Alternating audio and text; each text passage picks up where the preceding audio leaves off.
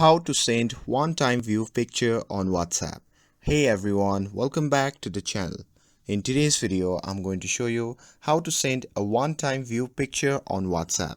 So now without further ado, let's get started. So first thing first, open the WhatsApp app on your phone. And once you have opened the app, simply select the conversation where you want to send the picture. And here, once you are inside the chat, simply tap on the camera icon to take a photo or choose one from your gallery.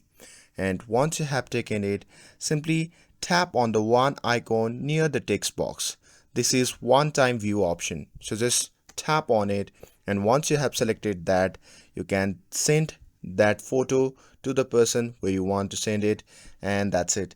Now you have successfully sent a one-time view picture on WhatsApp, and the recipient will only be able to view it once. With this, if you found this video helpful, then don't forget to like, share and subscribe to get updated for more videos. Thanks for watching, and I'll see you in the next video.